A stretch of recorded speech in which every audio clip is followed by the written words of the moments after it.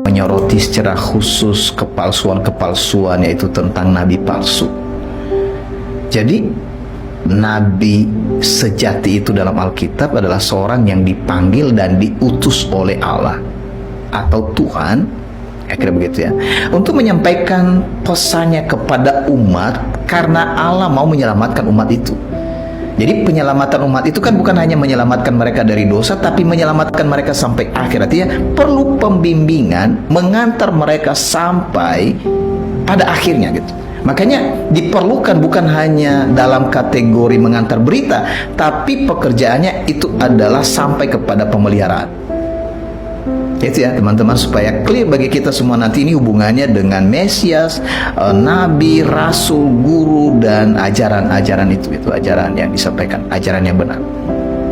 Nah, jadi seorang Nabi yang tidak palsu itu, kita sudah bicara tadi ciri-ciri utamanya. Yang paling utama itu penting bagi seorang Nabi itu adalah ditandai dengan nubuatan dari Roh.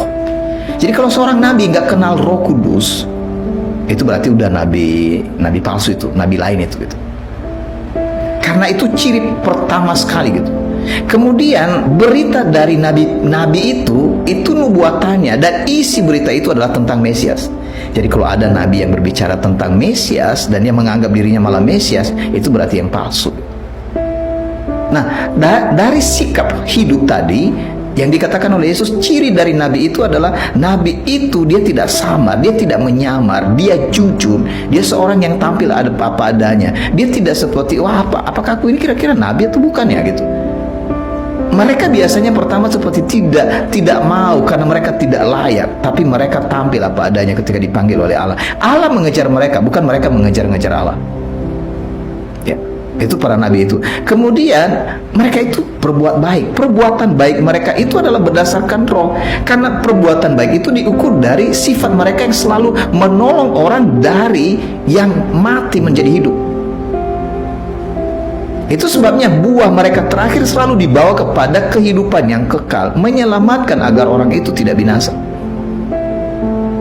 Makanya tadi yang kita baca misalnya salah satu itu tadi di Amos, tapi saya kembali ke Yesaya, misalnya Yeremia pasal 1 tadi, firman Tuhan datang kepadaku bunyinya, sebelum aku membentuk engkau dalam rahim ibumu, aku telah mengenal engkau, dan sebelum engkau keluar dari kandungan, aku telah menguduskan engkau, aku telah menetapkan engkau menjadi nabi bagi bangsa-bangsa. Tapi ada di ayat lain lagi yang mengatakan di Yesaya 6 ayat 8, lalu aku mendengar suara Tuhan berkata, siapakah yang akan kuutus dan siapakah yang mau pergi untuk aku? Maka sahutku, inilah aku, utuslah aku. Artinya di dalam perjalanan kenabian itu ada komunikasi yang jelas antara yang mengutus dia dan yang diutus.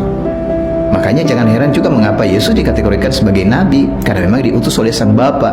Tapi dia lebih daripada nabi, karena dia sendiri adalah firman yang dinubuatkan oleh para nabi.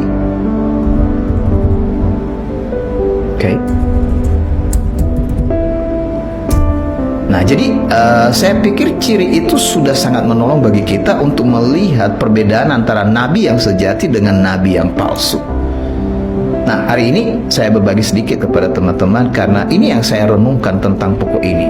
Dari Amos yang menyatakan tadi, sungguh Tuhan Allah tidak akan berbuat sesuatu tanpa menyatakan rencananya kepada hamba-hambanya, para nabi. Jadi artinya begini, seperti yang saya katakan tadi bahwa Alkitab itu tidak mengajarkan bahwa Tuhan kita itu bertindak acak ataupun tanpa tujuan atau istilah suka-sukamu Tuhan. Saya tegaskan itu kembali karena itu ramai itu di mana-mana gitu kan. Dan anak-anak dipengaruhi dengan ajaran itu.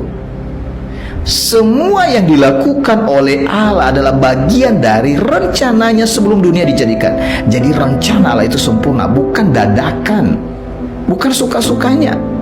Jadi orang yang berpikir suka-sukanya Tuhan, orang yang tidak memikirkan rancangan Allah.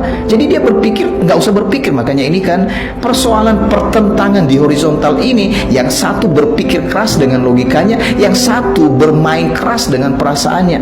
Makanya nabrak-nabrak sana sini kan. Dua-duanya nggak sehat dari segi akal kerajaan Allah gitu, yang diberikan dari sorga gitu. Jadi itu yang unik ini, makanya dia pilih para nabinya untuk menyatakan rancangannya yang tinggi itu, jalannya yang tinggi itu, supaya sampai kepada umatnya. Jadi itu dilakukan, rancangan itu disampaikan melalui para nabi, ya. Jadi orang-orang yang dipanggil untuk membawa pesannya kepada dunia supaya dunia itu diselamatkan. Nah, saya pikir itu dulu yang penegasan yang saya sampaikan kepada teman-teman, supaya dalam komunikasi yang kita bangun pada malam ini tentang sorotan kepada nabi palsu, kita tidak ragu lagi untuk melihat dulu siapa nabi yang sesungguhnya dari Allah itu.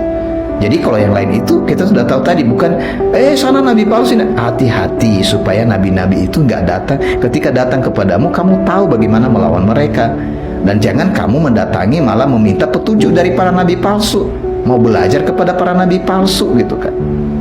Itu udah jelas ya teman-teman.